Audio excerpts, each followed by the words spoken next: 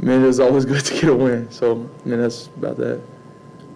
This is the first time you've gone a game without throwing a touchdown pass. Mm-hmm. I know you're happy to get the W, but is that a little frustrating personally to end up without? No, I think I told y'all before. It doesn't matter how we get the W, as long as we get the W. I mean, if I had the best stats on the team or in the game and we lose the game, I'm more frustrated that we lost the game than my stats. So the stats really don't mean nothing if you don't get the W, and that's my main focus. That's our main focus, going 1-0, not stats. So we went 1-0 today, and that's a great feeling. Do you get a sense that the targeting call on Terrell really kind of rallied you guys together after that? Most definitely. We was just scratching and clawing the whole time, and I think that's what did. Scratching and clawing and rallying around that call with Terrell, because we know how much he means to us, and vice versa. So, yeah, I think that was a turning point in the game.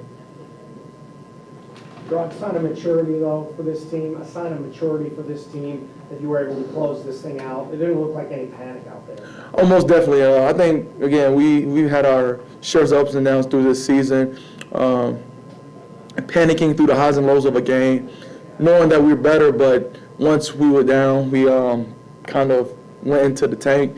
I think that experience helped us with today a lot, for sure. I mean, we have a lot of veteran leadership, plus the younger guys, seen that happen before, going into the tank, and with the veteran leadership, we didn't allow that to happen. So, yeah, it was definitely calm out there the whole time. Frustrated that we weren't executing like we know we are capable of doing, but at the same time, we got the W. So, yeah, it was definitely maturity on that part.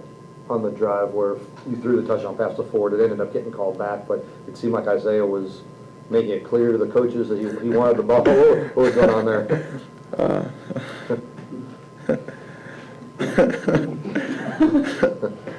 Nothing.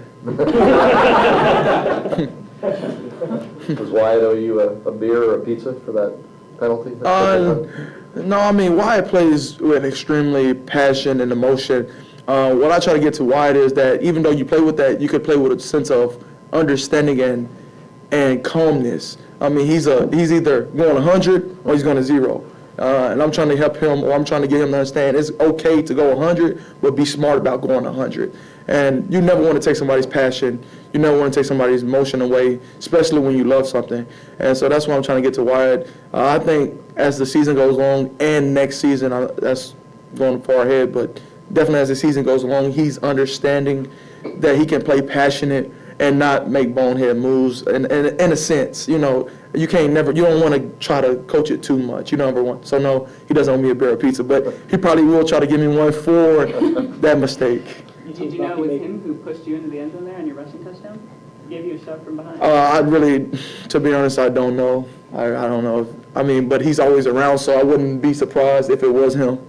What happened on that play? Coach said it was actually a pass when you scored that rushing touchdown, and I guess it kind of fell apart. You kept it. He said you stuck your foot in the ground. I just went. What did you see? Yeah, I mean, I think they did a great job as a game plan of on our strip motions and all that of keying it, and I just saw 3 guys float to 1 guy, so I'm like, well, that'd be a bonehead move for me to throw there. So I was just trying to make something happen out of nothing. So, I mean, that's. Did Bucky make many one-handed catches like he did in that first quarter? I haven't seen that, but it doesn't surprise me.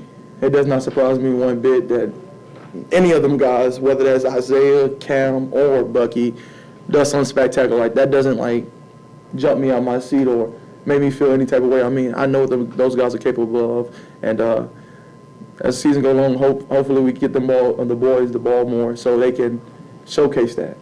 What was it like for you guys to be able to take a victory lap on the road? To be honest, this is obviously my first year at ACC level.